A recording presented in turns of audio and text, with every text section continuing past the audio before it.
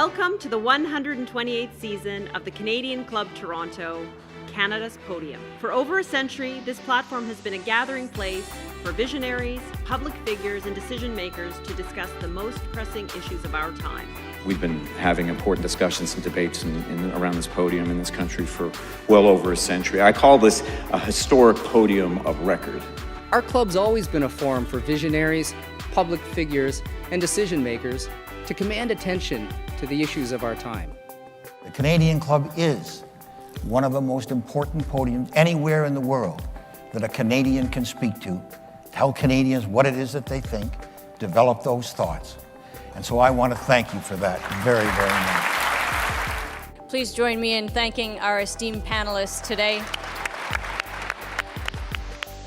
Through our programs and events, including our youth and young leaders programs, our diversity partnerships, our joint events, and our media and social media opportunities, we offer you access to dynamic political, social, and business figures from abroad and right here at home. The platform from which the eloquence of Canada has flowed all of that time, whether it be business, education, politics, sports, arts and culture. If someone wants to say something to Canadians about this country and about the future of this country, this is the venue you choose.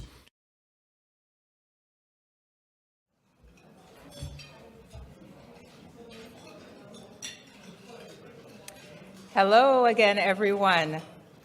I hope everyone had a lovely lunch and an opportunity to have some great conversations with your neighbors. And very much welcome to our online viewers.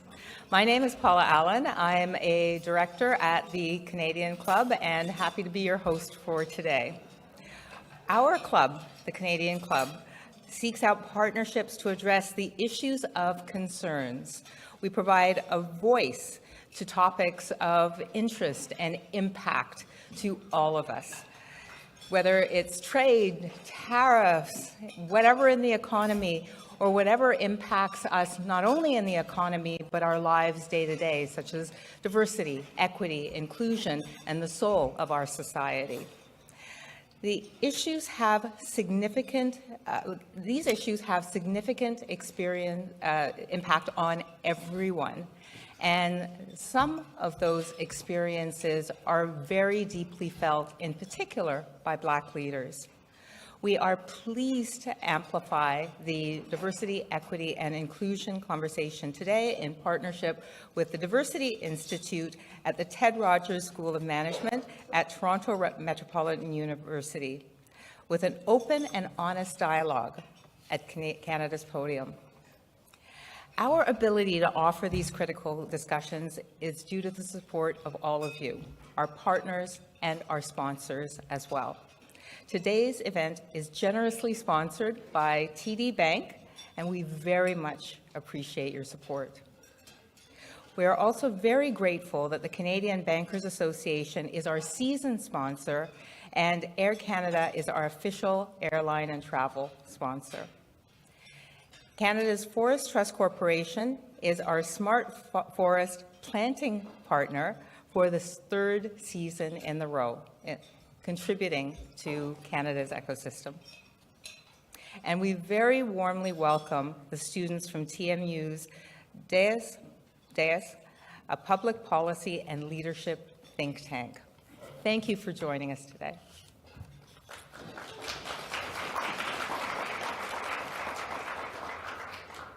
Now, before I introduce the panelists, let me share some Canadian Club information with you.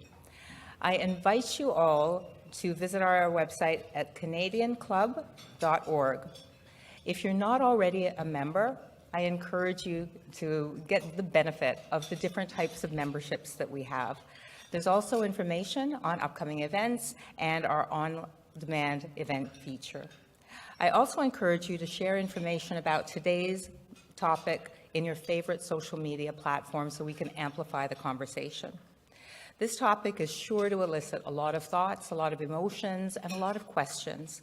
So please take a moment, and if you're in the room, fill out your QA cards with your questions, your comments. We really want to make sure that we have a larger voice in conversation here, and our team will be collecting them and giving them to our moderator. And for those joining remotely, please hit the red Q&A button on the right side of your screen, and that will open up you to the floor for questions. At this point, I'd like to invite the Honourable Marci Ien, Canada's Minister of Women, Gender Equality and Youth. And we're honoured to have her join us today, and she'll start by making a few remarks and help set the stage for today's conversation before we dive into our panel discussion.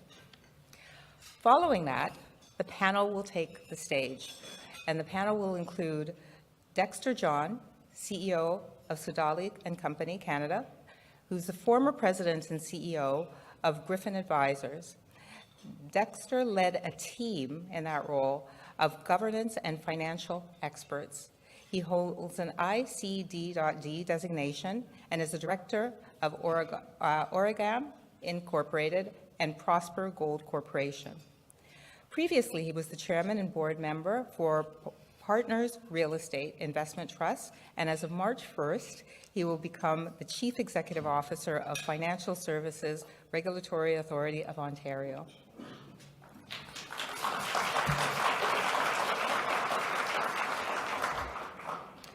We also have Charlene Theodore.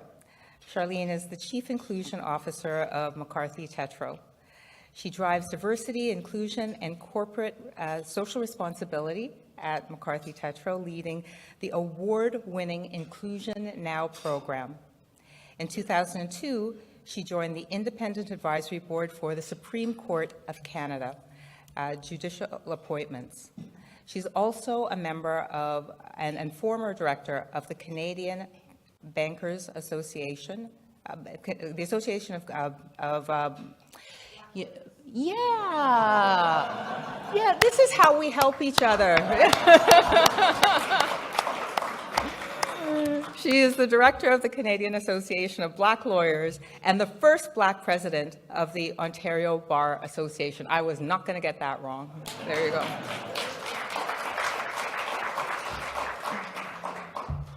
Tamara Thermitus is visiting scholar of McGill Center of Human Rights and Legal Pluralism.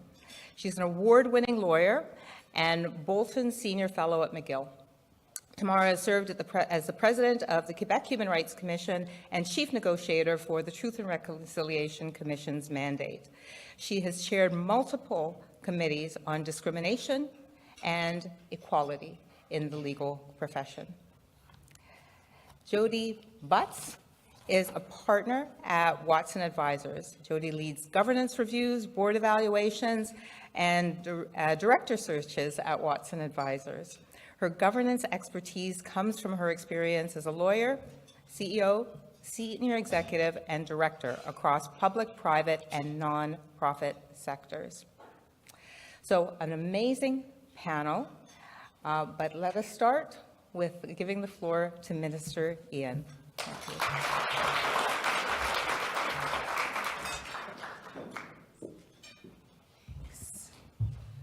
Good afternoon, everyone. Bonjour. It's good to see you. Paula, thank you so much for that warm introduction. To my table mates, so impressive, beyond impressive. A huge thank you to the Canadian Club Toronto and, of course, my alma mater at Toronto Metropolitan University. Thank you for creating, a lot of TMU people in the house. Thank you for creating this space for such an important conversation. I cannot wait to hear from the panel, so I won't take very long at all.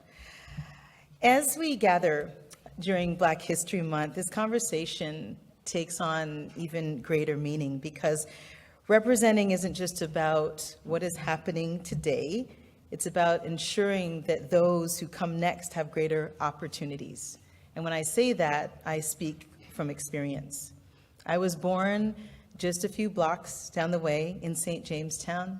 I was raised in Scarborough, both diverse, strong communities, but I have to tell you, I rarely saw people who looked like me in positions of power, positions of leadership. whether it was in boardrooms or in government or on television. When I became a journalist, I understood just how much representation matters. I was a first many times in my career, one of a few Black women delivering news to Canadians across the country, and I knew that just being seen wasn't enough, not nearly enough. I had to make sure that others had the chance to step forward too. I had to be what I didn't have, so I mentored. Pour moi, c'était une priorité toujours. Mentorship, so important, beyond important. Today, when I turn on the television or I scroll through social media, I see many of the young people that I once mentored, and they're in a good space. They are leading stories, they're shaping conversations, they're changing narratives. That's tangible. That's the tangible impact of representation. It expands what is possible, not just for one, but for all of us. Yet, we're at a moment where the value of diversity is being questioned in a big way, where some want to roll back progress and pretend that good governance can exist without inclusion. But we know better. We know that diversity in leadership is not a box to check. It's a competitive advantage. It strengthens institutions, it drives innovation, it builds trust. When governance reflects the real world, when leaders bring different lived experiences to the table, decisions are better and our society grows stronger. Il ne s'agit pas seulement d'opportunités pour certaines, mais d'un avenir meilleur pour tous. And so the question isn't, does representation matter? The question is why it does and what do we do about it? What do we do with it? And that responsibility doesn't fall on Black leaders alone. It falls on all of us. It falls on executives who use their positions to uplift diverse voices. It falls on organizations that move beyond performative gestures and commit to real structural change. It falls on allies who just don't say they support equity, but show it. I'm talking active allyship, because change doesn't happen when we ask for permission. It happens when those with power and influence decide to make space. It's a decision. It's why our government is committed to action through things like the Black Entrepreneurship Program. We're investing in Black-led businesses. Through Canada's 50-30 Challenge, we're working to increase diversity on corporate boards. Through direct partnerships with Black-led organizations, we're ensuring that leadership tables aren't just diverse, but they are meaningfully inclusive. Because this isn't just about representation, it is about real power and ensuring that Black Canadians and all underrepresented communities aren't just in the room, but they are shaping decisions that impact their lives. Because representation isn't symbolic, it's substantive. It shapes who gets hired, who gets funded, whose ideas are heard, whose communities are prioritized. And if this room, this incredibly diverse and talented room, proves anything, it's that when leadership is inclusive, when opportunity is shared, when voices are amplified, we all benefit. C'est notre responsabilité collective. And if there's one thing I know, it's this. When we make space for diverse leaders to rise, when we make real space for them to rise, we don't just change policies, we change possibilities. Thank you so much. Merci beaucoup. And to the panel now, and Paula.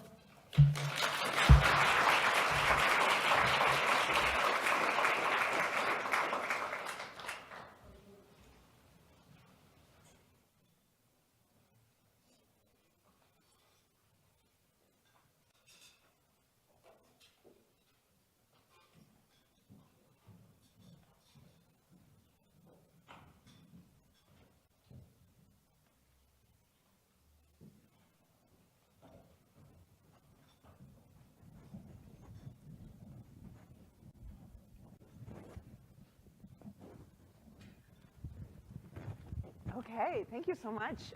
Thank you, Minister Ien. That was fantastic, and what a great setup for this conversation. I'll just tell you the preparation for this conversation was so much fun. So I'm just going to get like right to it, and I'm going to ask Charlene to kick us off, and I'm just going to ask you the question. It's the number one question I'm being asked right now by boards, by directors, by concerned people. Are you worried? Are you seeing what's happening in the United States south of the border? And are you worried about what's going to happen to boards, executives, and the importance of diversity? So the short answer is no.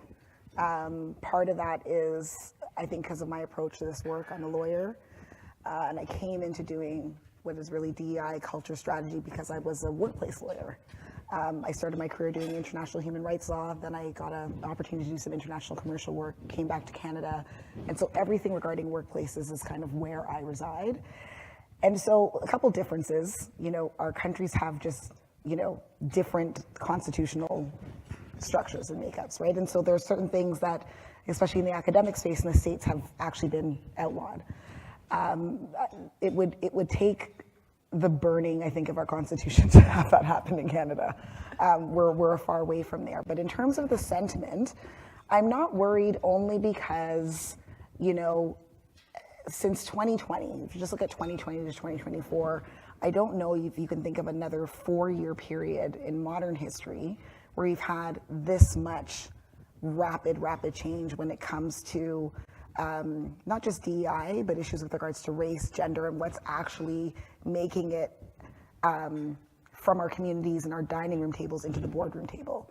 And so whenever things like that happen, there is a reaction, but that has never stopped anybody in history, including myself, from just doing the work.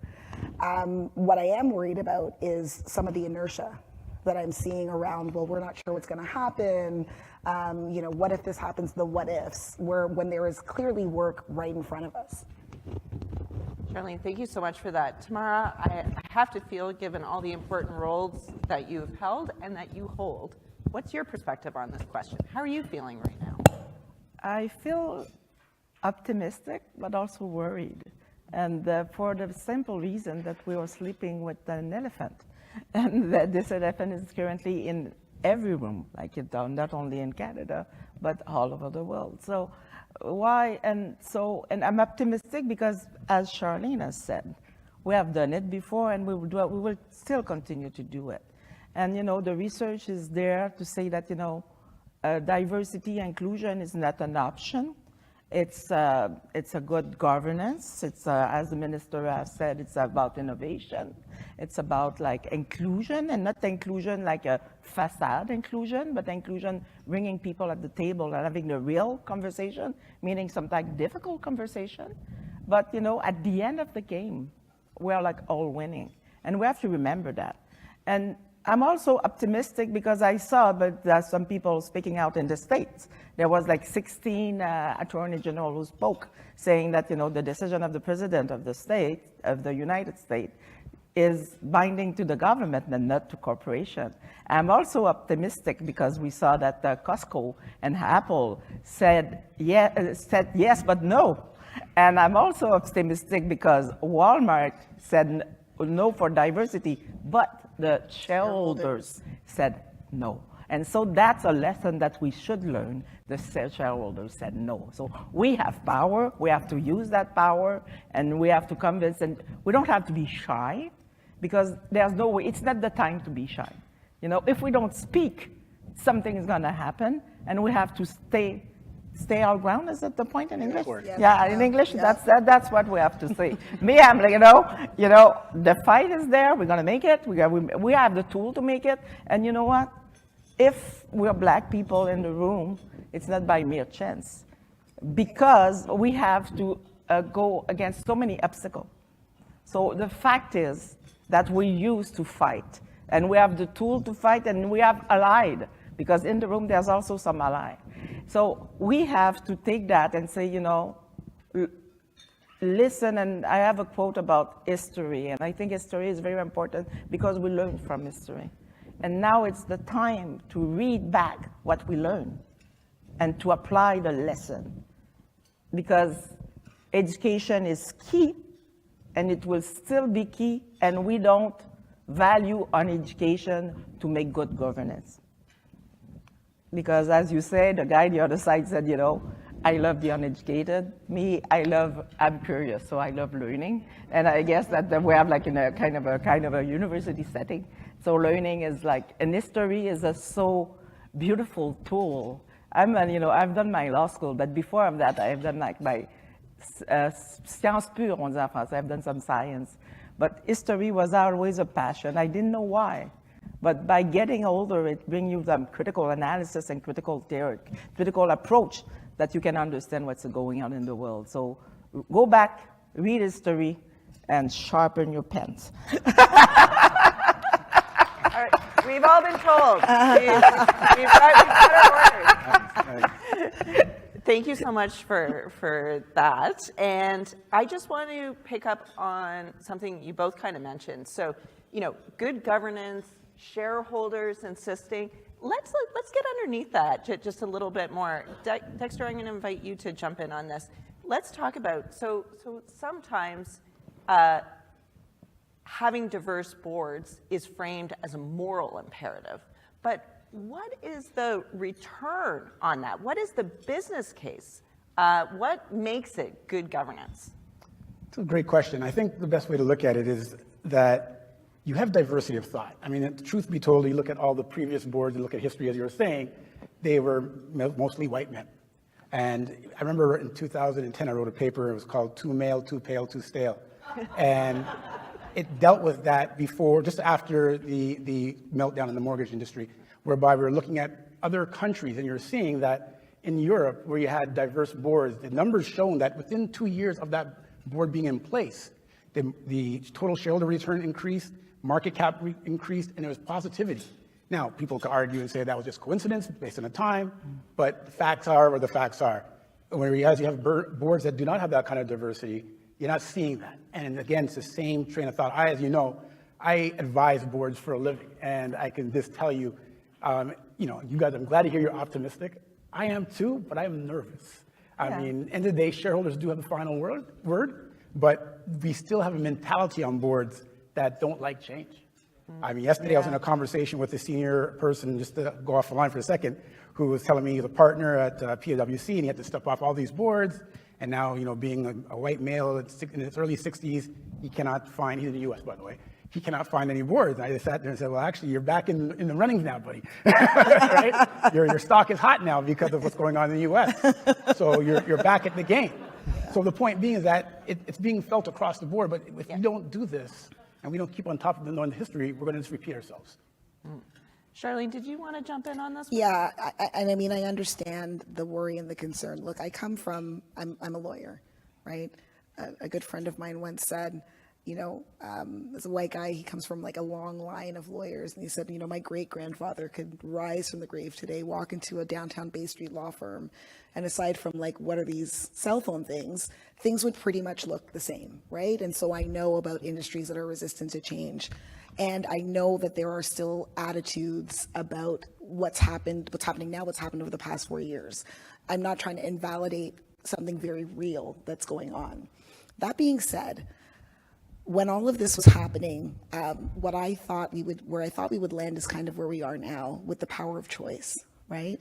When I came out of law school, when I was a teenager in high school, trying to find a job, right? You knew there were certain places that just did not hire Black teenagers, right? You did not have a lot of options. Coming out of law school, there were just certain firms that that's just not something that we do. Whether you're looking for a job or you're looking to where to spend your dollars, right? As Tamara and you just illustrated, there's the power of choice, right? And so people are allowed to be upset about what's happening, right? Be upset about the male pale stales, are allowed to be upset about the change, right? And they're allowed to run their businesses accordingly. And at the end of the day, we'll look at the balance sheet, right? As Dexter said, of those businesses versus the businesses that are really trying to get out of their own way when it comes to talent and innovation and getting the best people on their boards and in their workplaces.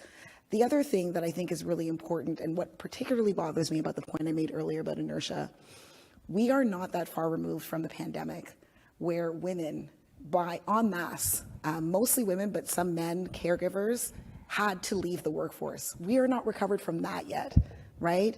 And so again, my message is like, let's not take our eye off the ball, right? This is what happens. If you, again, like you said, read your history books. This is the cycle. This is what happened, you know, after Obama got elected the first time. Like, this is just what happens when there is change that I think the historically marginalized majority think is a good thing. People kick up a fuss, right? That being said, you know, beyond the case for an individual company A's balance sheet, as a country, imagine what our economy would look like if we really leaned in to the principles that we're talking about today, and we were able to bring everybody who, as a woman, was forced to leave the workplace or could not advance in their career, if we were able to get everybody participating in the economy because we got out of our own way in terms of discrimination and bias when it comes to advancing and retaining and attracting top talent. Thank you so much for that.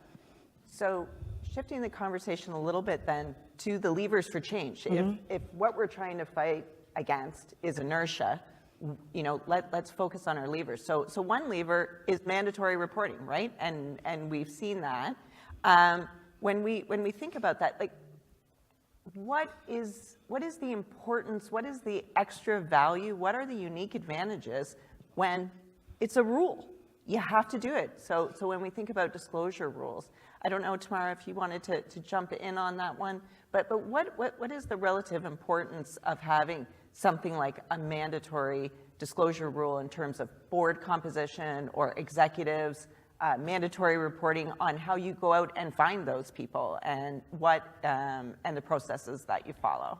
I think that those rules could foster innovation. For example, if we look at the board members, normally we go like in the same old pools, but we have option. We can look like of people who were like in the nonprofit, who were like participating in society in the nonprofit because such and such reason, and it's also linked with the discrimination, as she said. I remember like being in the federal public service, and there was a program in 2000, and the program was to find black leaders. But you know, when you look at the mapping of the people, they were like at the middle or low level. So what the government had decided at the time, they said, you know, we're going to look at what you're doing outside the job, saying like, you know, are you a nonprofit? Where are you exerting your leadership? If you cannot exert it inside, a lot of us exert our leadership outside. So they opened that program, take 20 black person, there was 2,000 applications, 20 people were chosen. I was part of them, but that's not the story. The story is that they look at what are you doing outside to bring your leadership and bring it in. So I think that there's a way to look at society to say that, you know, yes, we discriminate some of them, but you know, they have the resiliency to continue to contribute to their community. So let's bring that leadership in and let's look at it. So we have to look at things outside the box, not like, you know, looking at the same feeder pool, but we have to look at feeder pools that are different and look at also the experience of black people and the experience of women. For example, when I was a student, when I was a first lawyer, like for the first year in the federal government, they asked me to choose articling student, and we were looking just at marks. And I said, that's unfair. Because there's more, for example, if I have like 2 kids going to law school and having like average mark, but I'm able to manage my community, my family, and so I have the management skills that would be very useful for a lawyer to be able to manage the different priority. So when we look at this, I think that's an opportunity that we can take, like when you look at mandatory, that force people to be creative and to look at society as a whole, and also to recognize that there maybe some people have been treated differently, either women, either people with visible minority, black people, people with handicap, and say that, you know, let's bring them to the table. And, you know, we see that there's some advantage to it, but we have to try it. And resistance to change is very strong, and there's multiple reasons for that, but that's a conference on its own. Dexter, can I invite you to jump in on this? Like data and reporting, when it's, how does this help us move forward? Well, fortunately and unfortunately, in the sense that we need this to allow for board refreshment. Unfortunately, as I said earlier, human beings generally are simple folks, right? At the end of the day, if we don't push for change, things regress to the mean. So let's look back. 2020, we had the George Floyd incident. Everything was pushed. DEI, everything was moving forward. Here we are 5 years later, and now we're seeing stuff in the U.S. whereby they're trying to pull back, regressing back to the mean. So in a sense that what we need this for is to continue the conversation, right? We have institutions like ISS and Glass Lewis, third-party advisory firms in my world, where they have a lot of influence, a lot of power. And last week, I don't know if you saw, ISS came out and, let me go back a step. 2 years ago, they had rules. You had to have 30% women on boards, and they're talking about this is the year that they're going to bring in racial diversity as well. If you did not meet that criteria, they voted against your chair of the nominating committee or the chair of the board. Last week, they came out and said, because of what's going on in the U.S., that they're not going to apply that any longer. That's scary, because again, boards are who they are, and like I said, I advise many of them. And if change is not pushed upon them, it doesn't necessarily happen. Now, here we are in Canada, so far so good, but I'm hoping it stays that way. But again, the pressure. So the good thing is with the larger institutions like the BlackRocks and Fidelities, they have their own internal policies, and hopefully they have not changed their position. If they do, then we have big things to worry about. But right now, as it stands, so the answer, ultimately answer your question, which is this important? We need this. I wish we didn't, but we do. Right. Well said. Thank you so much for that. Charlene, can I go to you and say, but what about voluntary codes, right? There's or voluntary pledges or these types of things.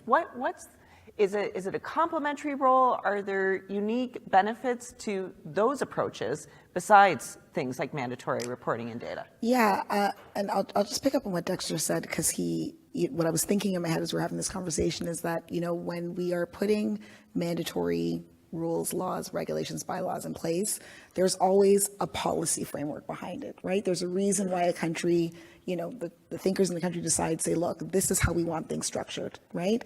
There used to be rules. We used to live in a time where there were no rules about the number of women on boards. And there was a reason why those policies were put in place. Now, I think we're in a time where Canada really has an opportunity to continue to be a leader and go even further. In some respects, we lag a little behind our US and UK counterparts in terms of collecting demographic and diversity related data, but in some areas we're the leader. We were the first country to include trans and non-binary people in our census data. And so we're at the point now where you have to be willfully blind if you want to say, well, we shouldn't have this rule.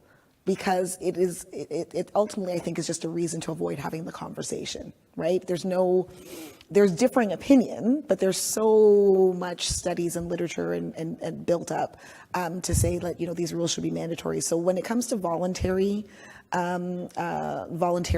commitments or guidance, they should be complementary, and I think it's a way I look at those things and look, this is how you get a competitive advantage, but they have to be complementary to something, right? So you've got to be complementary to, I think, a robust legislative and strategic framework that makes sure that our businesses have that competitive edge. So complementary, yes, but complementary to, a robust framework that I think we could go a little further on. Tamara, so mandatory reporting, voluntary pledges, are there any other levers of change we're not talking about that we should be talking about? I think change is also linked fundamentally to what are your values, what are you valuing? And I think that we have to go back again to what are our values. And data also show us why we should change. And the Diversity Institute have made some research about looking at why we should have diverse board and diverse executive management teams. And it seems that, data, and we need to be more specific on our data, because it's interesting to tell a story, that a story with data is a very convincing story. And for example, talking about data, I just learned by Dabo, who is there, that the Black North Initiative will have like a voluntary pledge, just meet their like standard at 3.5% of Black people on board who sign the pledge. So what we know for sure is that law is important, business case is important, value is important, but people pushing the needle, it's fundamental. And when you sit around the table and you sign, signature must mean something. And we see that when people do it, they stick to their word and they achieve it.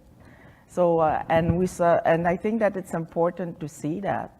And I guess also that, you know, for me, like looking at what's happening and going back to the first question, making a circle, making a circle, you know, I thought about my experience of residential school when I was negotiating, and you know, the space in 2000 was like a space where Aboriginal people did not have a voice.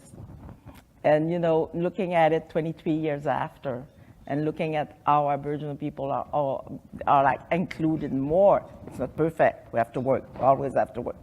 But it's way better than it was before. And I think diversity, inclusion is the same thing.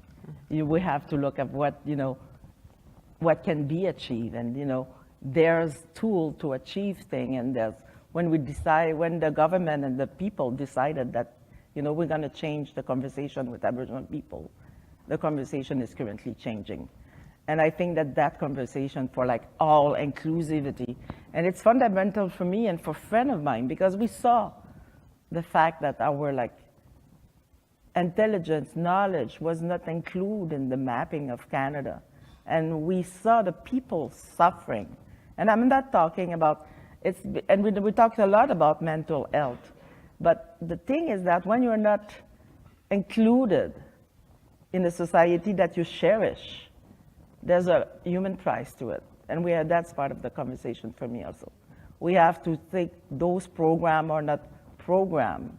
There are things that to make sure that everybody can contribute in a society, that Canada is a society where immigration is important. So if we decide to take people and let them on the side, in the margin, as we say, we're losing it. And we have to remember what is our fabric, what the decision that we have made during the years bring us at this point of time. And I think that for me, and I guess for all Canadians, with data, we have to have those conversations, complicated conversations, but we have to sit down and see what are the real value of inclusion and diversity. And you know what? There's value to that. Thank you. Thank you. Yes, please. I've been a litigator, so I speak a lot. Okay, so what advice would you give to multinationals? So maybe you're a company sitting in Canada, but you're also have operations in the United States. What's your advice to these CEOs and to boards? Dexter, is it okay if I invite you to kick us off? I'll give you two sets of answers. Just dealing with that, addressing that particular question, I mean, obviously the lawyer in me will say, well, if they're incorporated in Canada, we'll just follow Canadian rules. Sure. But ultimately, that is it's a challenge we have not faced yet, at least I have not. Yeah. But I think, it's all about community. Like I always believe, you know, if you're multinational, clearly you're global, you're in other countries, and therefore your board should mirror that to an extent, right? Yeah. It should be able to have that, and whether it's diversity, racial, or gender, we need to bring that in, because again, without having that diversity of thought in the room, you're just going to have the same guys or girls just doing the same things over and over again. So from that perspective, that's how I would address it. On the other side of the coin, which is I think more important to this group right now, is that, look, we need to be pushing for refreshment on boards. And the way to do that and get that happening, we need to have people like ourselves who are interested in being on boards put your name forward, right? At the end of the day, I remember the debate last year where I said, the individual in the room was saying, well, recruiting firms like yourselves and others, they should be on the corner, trying to pick up people. And I'm like, well, yeah, not really. I think the other way around is that if we want something, we need to go get it. You need to put yourselves forward, put your resumes out there, because at the end of the day, like I said, I go to these boards, and I'll be in the room, and they're like, well, we need to get X, Y, or Z, and they'll call up a recruiting firm and say, well, this is the criteria. They'll go into their little Rolodex, and they have 4 people that fit that category. That pool is small, and then they don't choose them, and the next argument is, we do not have enough people with the experience. Reason being, because our resumes aren't there. So I would say, to make change and have change, we need to go out there, put your names forward, go to those recruiting firms, whatever else, go on the board, see the nominating chair, meet them, have that conversation, to which then you can put yourself into the mix, because it burns me when I go in these rooms and I hear, well, they don't have any experience, we don't have enough people. Well, guess what? Everyone in that board, their first board had no experience. Someone put you there. So we need opportunities, right? So that's the end. Oh, I love it. I love it.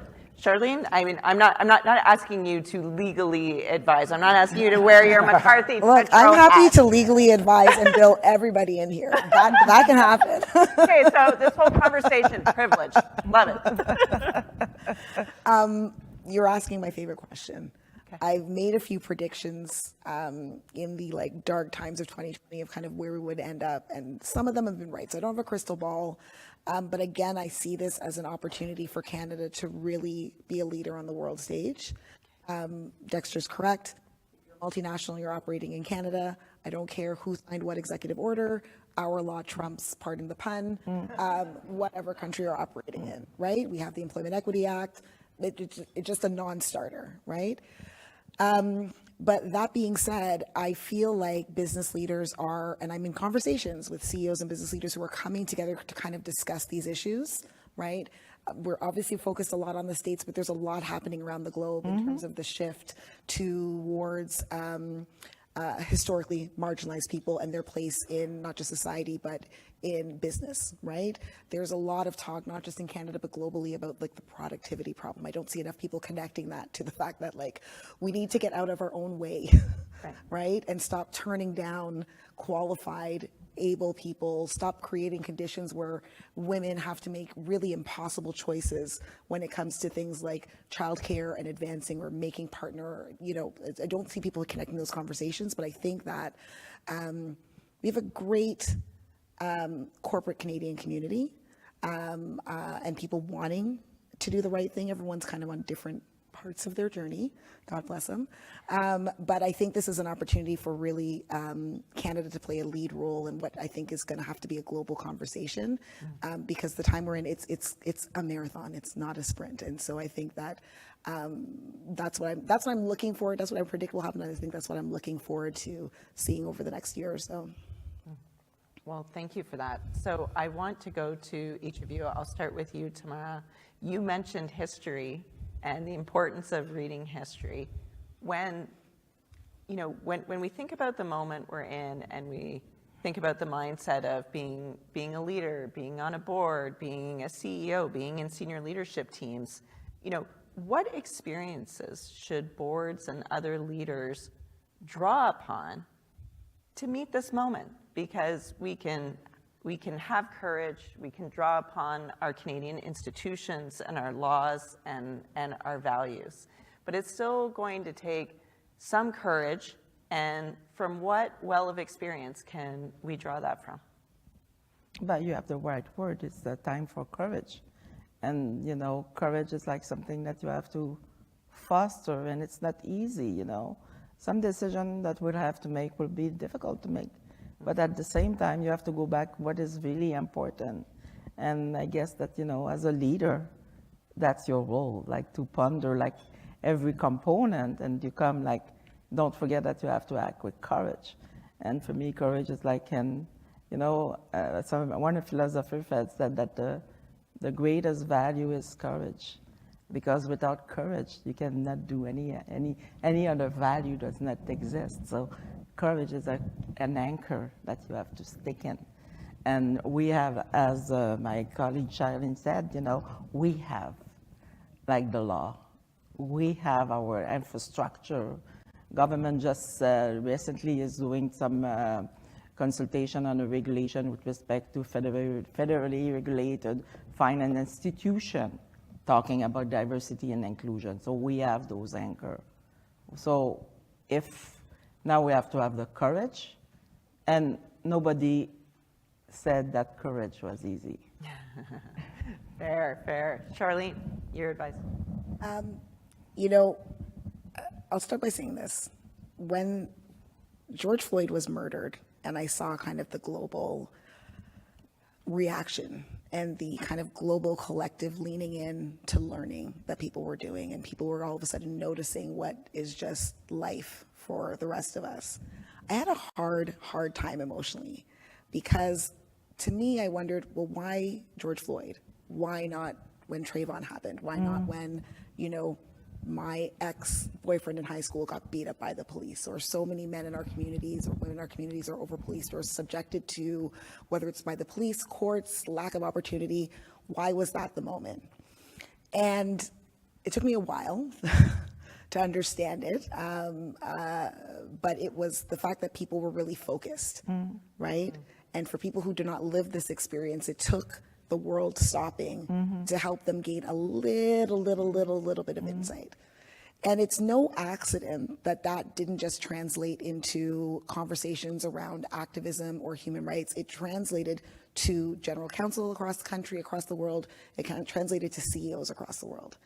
So what I would say to anybody watching who is, we lovingly refer to as male, pale, or stale, is to just remember why you started this, right? Why you were compelled to say, let me look at myself, let me look at my board, let me look at the way we run our business, right? Of course, it started with George Floyd, but there were other financial, you know, culture, sustainability, and risk avoidance factors to back it up. And it's been 4 years. Everyone just calm down. I know it's hard, right? I know it's hard, but, you know, if you have a bad audit one year, or you have a bad, you know, fiscal year, you don't just eliminate the role of CFO and just say, well, you know what, we're not doing taxes anymore, right? This is part of, which I would love to say. This is part of, maybe Marci, you can help me out with that. This is part and parcel of running a business, right? Traditionally, CEOs have had to have a number of tools in their tool belt, right? You've got to be a strategist, you've got to be an innovator, you've got to be a leader, you've got to be a rainmaker.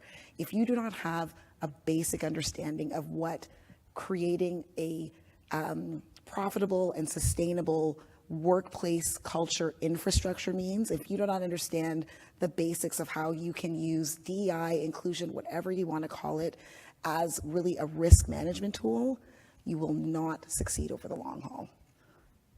Awesome, thank you. Dexter. It's actually amazing. I guess I'll just answer one thing. I think why that George Floyd event was so resonating, that this man narrated his death in public. Yeah.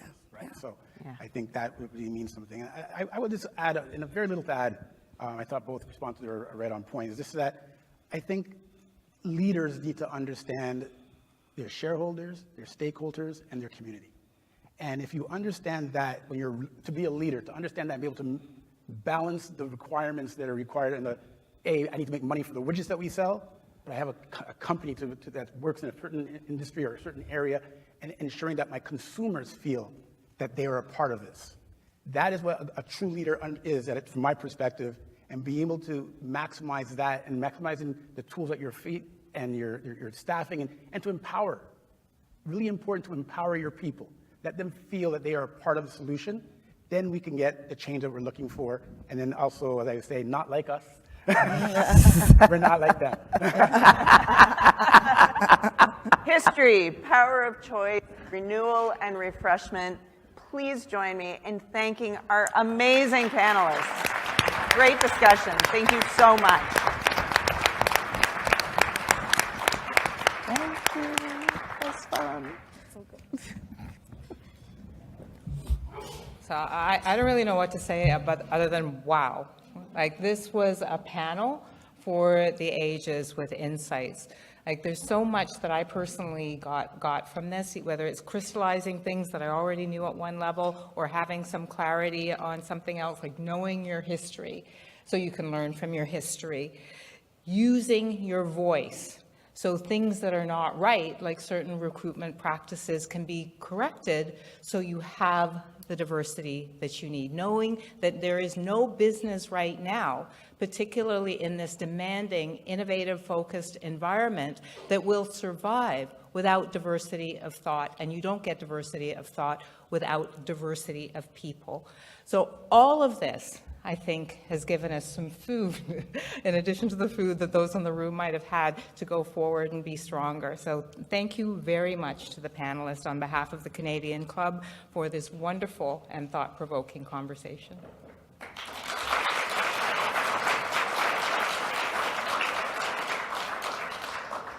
Minister Ien, thank you as well for opening up this session with such heartfelt thoughts. And, you know, we had a little bit of applause from Scarborough, which is hometown as well.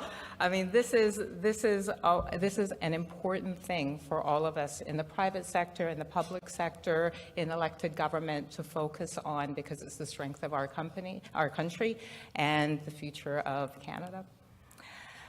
Dexter, Charlene, Tamara, again, we appreciate your vivid examples of how diversity, equity, and inclusion, or equity, diversity, and inclusion, or what's right and smart, starts with good governance, and why Canadian business leaders must lead by example. And for Jody, thank you for your excellent moderation and having everything flow so beautifully. Okay. Before we close,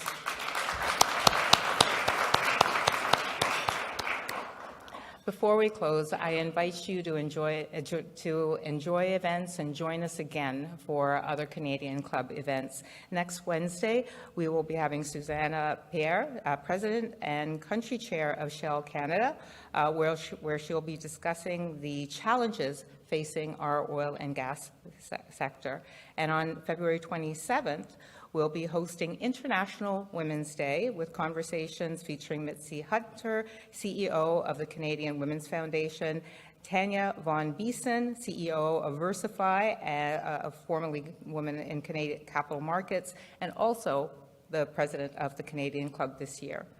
So again, thank you. I hope you enjoyed today. I hope you took something away from it. And please visit our website, canadianclub.org, for other events, and especially to become a member. Enjoy the day.